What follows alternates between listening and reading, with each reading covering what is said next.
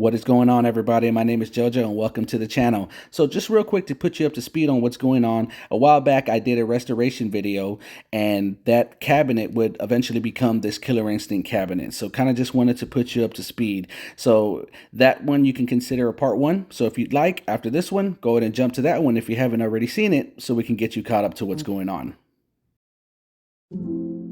So now before I apply any art to any of the cabinets that I ever do, I always like to go through it just one more time with the 600 grit just to make sure that everything is fine and we have no nicks or imperfections or bumps on that wood before we apply any of that art.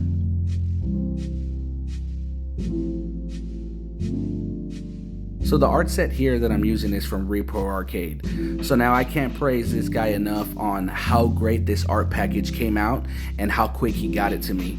So now we did something different with this art set. Now the entire art set is in polycarbonate. So most people will only put the control panel in that polycarbonate, which looks amazing. So with it being on the sides, it makes it look even better. And then also you can act like it's maybe a rhino lining for your art because it does protect that art.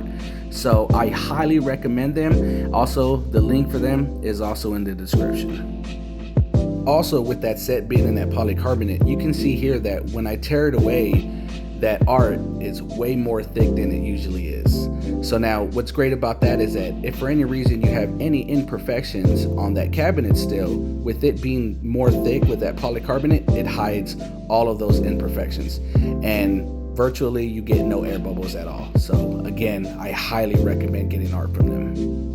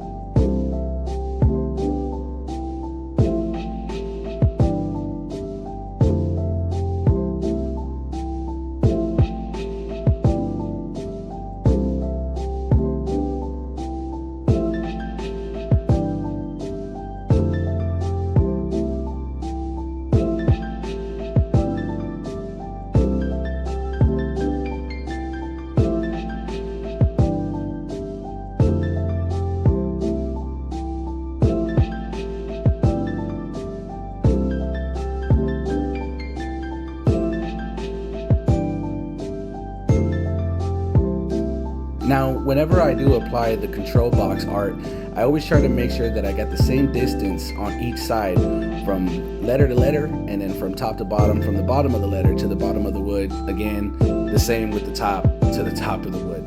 So just try to get it as centered as possible. Now also the same as the side art, this is also in that polycarbonate. So what I do to get it in that little corner, I just get a credit card, push it in, and then that'll help me get that little smooth groove. It was also a horrible idea on my end to put that box right there on that stool because whenever I would try to apply that art, it would continuously just push that stool back. So going on in the future, I would not be doing that anymore.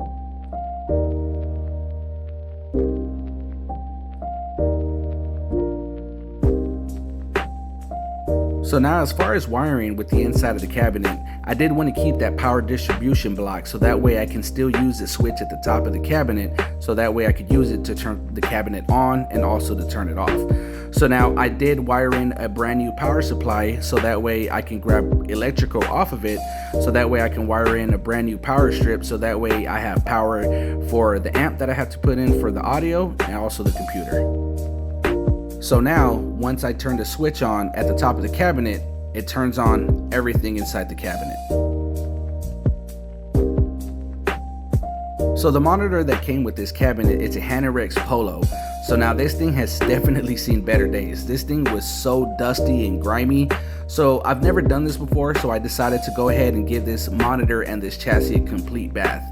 I've seen a lot of videos of it done. I was scared to do it, but hey, you won't know unless you try it. So now this monitor does have a lot of screen burn in it. It's the only monitor that I have right now.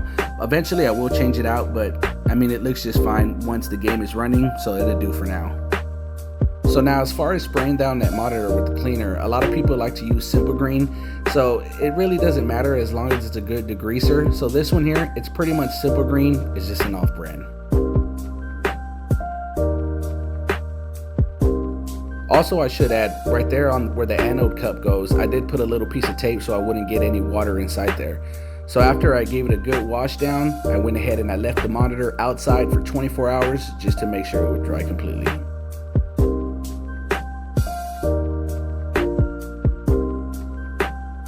So now the same thing with the chassis. What I did is that I let hot water run in the sink just so I can get it nice and steaming hot, so that way I can apply that degreaser. So now this chassis was dirty. You can actually see the dirtiness coming off of it and going down that sink. Super gross.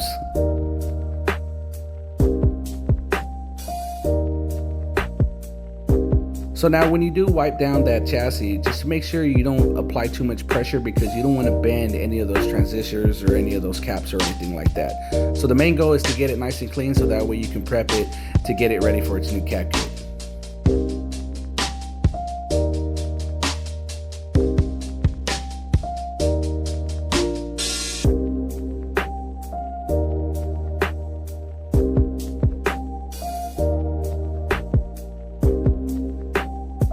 So after it's washed, there's many ways that you can get that chassis nice and dry. So now you can set it upright, let it sit for a couple of days, or you can do this trick that I learned from Josh over at Operation Restore.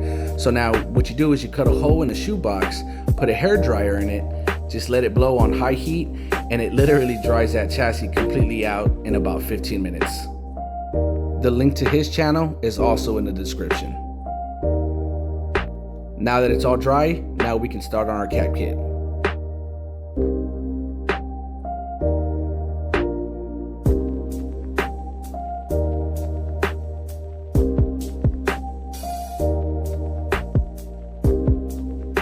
So now on to the marquee. So my buddy Matt over at Brokenlaser has come up with this amazing design for marquee brackets that go on the sides. Also, you can use them at the top, at the bottom of that marquee, so that way you don't get any folding or any bowing coming from that marquee light. So these right here, you just simply put them on the top. What I did is I put 2 on the top, 2 on the bottom, 2 on the sides, and they look amazing. I highly recommend getting some of these. His link is also in the description.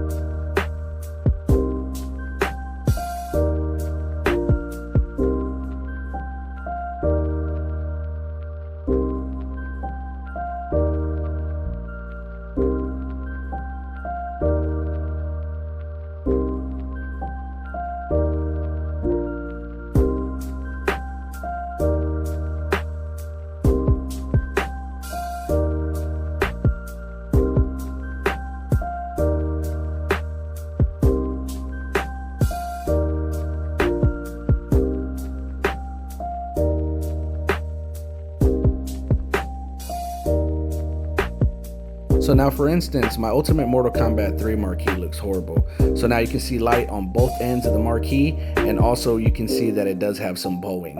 So now whenever you do put those marquee brackets on each side, top and bottom, it stops all of that. For instance, here's a before and after whenever I did apply mine. Again, these are highly recommended, and all of Matt's links are also again in the description. So now let's go ahead and pop on the Killer Instinct marquee and check out how it looks.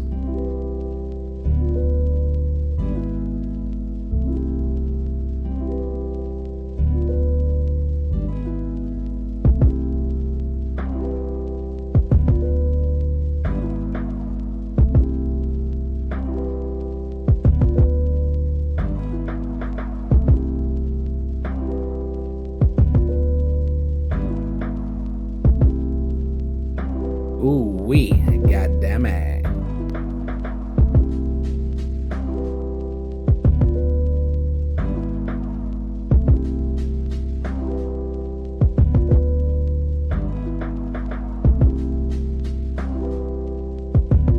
So now on to the control panel.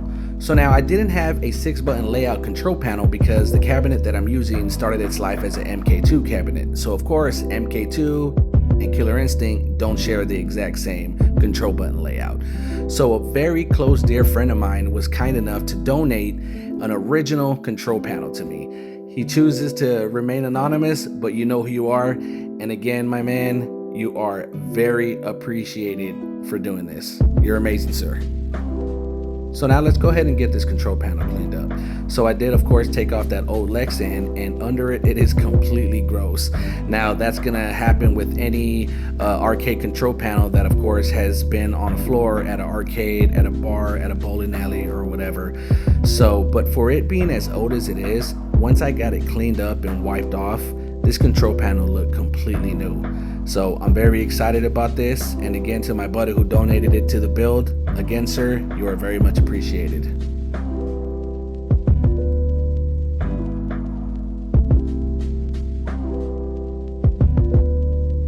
So now as far as cleaning it, I did use the exact same degreaser that I used to clean off the chassis and also to clean off the monitor. And also, once I got done, I did hit it with some alcohol.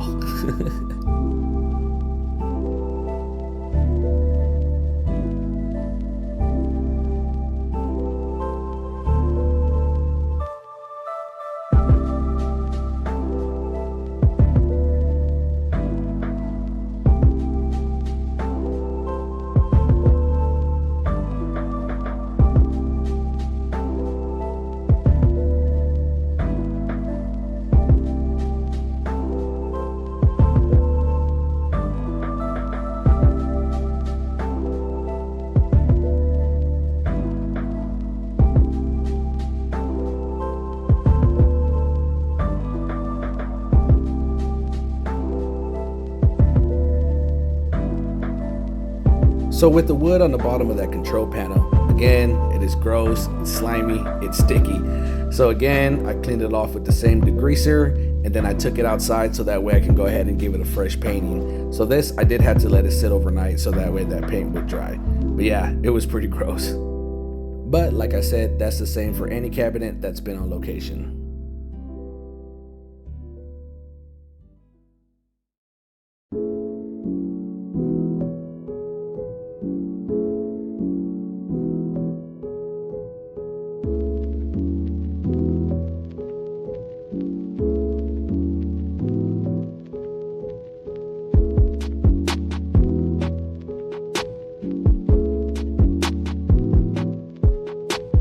So now that the wood control panel is freshly painted and clean and ready to go, I always recommend always put the dust washers first. I've made the mistake plenty of times of putting the entire control panel together and completely forgetting those and have to take it completely apart again.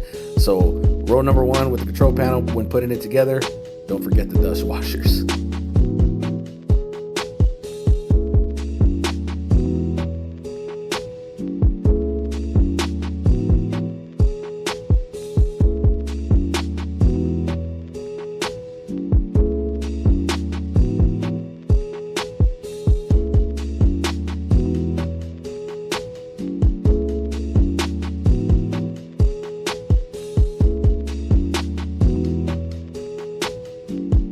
So now on eBay, they do sell this tool, and what this does is that it helps with tightening up those buttons there on the back of the control panel.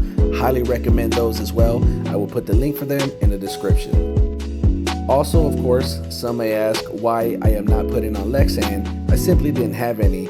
I do plan on putting it in the future, but since it's going in my personal collection, I'm really the only one that plays them. It's not necessary right now.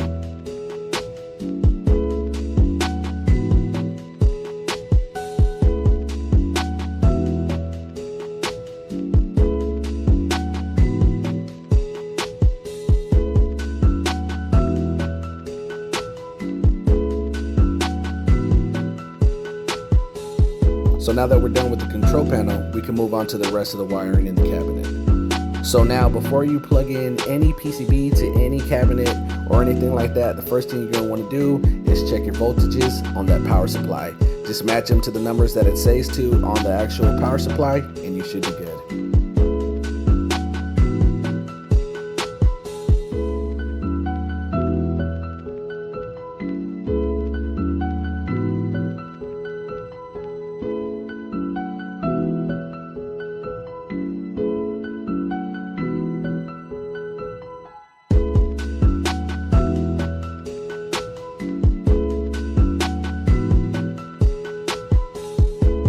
Now with the inside of the control panel box, I went ahead and sanded every screw, nut, and bolt.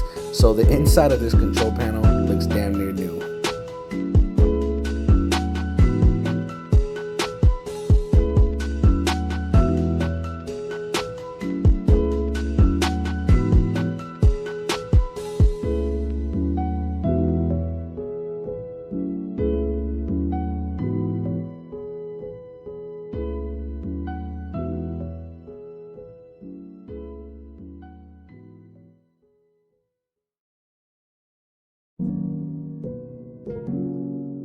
So once the monitor bezel is cleaned and dry, another little trick that I like to do is I spray it with some Armor-All. So once I spray the entire bezel with that Armor-All, of course I wipe it down so that way it gives it that nice shininess to it at all times. Also, don't tell nobody I showed you this trick.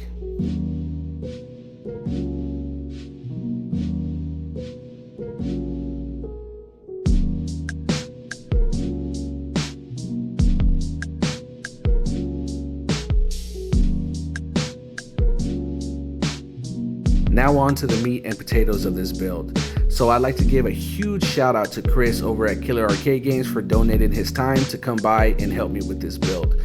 So what we did is he had me order the computer, I ordered it, dropped it off at his house, and he got it all set up for me. Once I was done with the parts that I needed to do, he came by, got it all set up, went into the diagnostics, got all the buttons mapped out to where they needed to be, and of course, who else better to test out the Killer Instinct cabinet?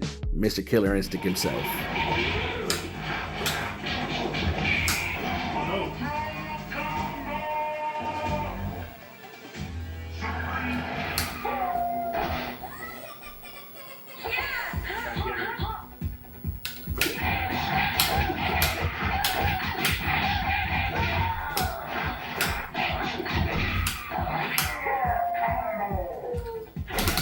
So I would say he did a completely good test run on it because he went through and beat the entire game.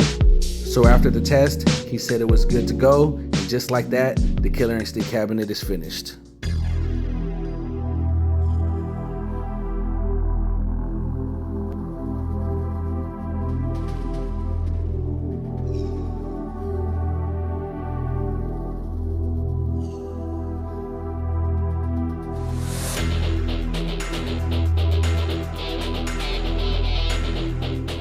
Available for your home in 1995, only on Nintendo Ultra 64.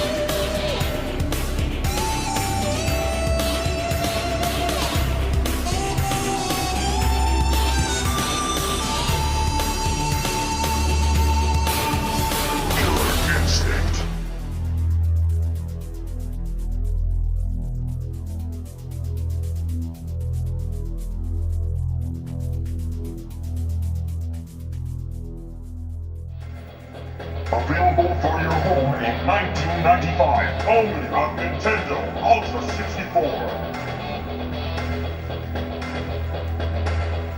Killer Instinct.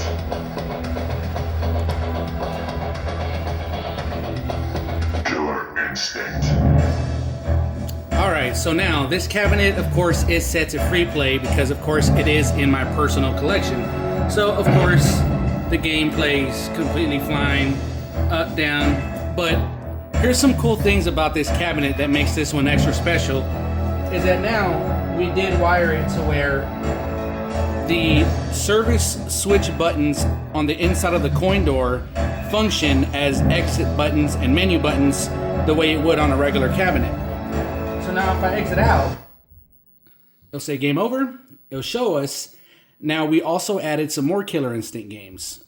We added KI2, the arcade version, and also added the Super Nintendo version.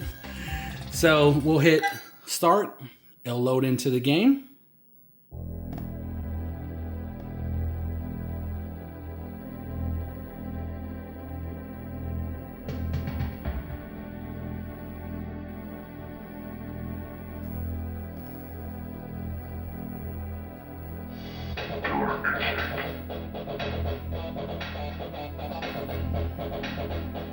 And all the buttons have been mapped out to play it just like if it was the arcade version.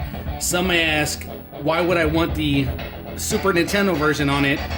And I would say, why not? If you can do it. So you hit start, and you're able to play it just like you would the Super Nintendo version. Orchid. White Bowler. Also, the emulation on it plays very well.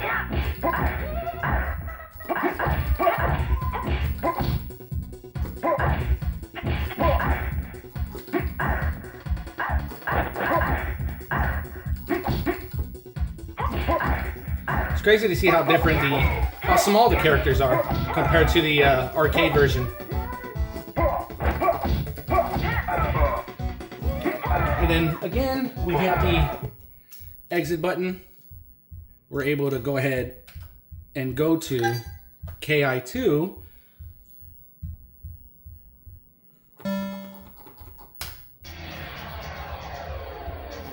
And now we have KI2. Originally, we wanted to put all the Killer Instinct versions on here, like KI Gold and also the Game Boy version on it, but we were having a little bit of technical difficulties, but that's completely fine. As long as I have these three, I'm completely fine with it. So the cabinet is 100% done. I am very excited about it. Can't wait to do a live stream with y'all to go ahead and play it live on the channel. So other than that, that is pretty much it with this build. I really appreciate y'all for stopping by and checking out the video. And if you're new to the channel and you made it this far into the video, I'd really appreciate it if you consider liking the video and also consider subscribing. We got some more cool builds coming up. Also, we have a MK series going on right now, so I believe you'll have fun on the channel. Until the next one, y'all have a good one and take care.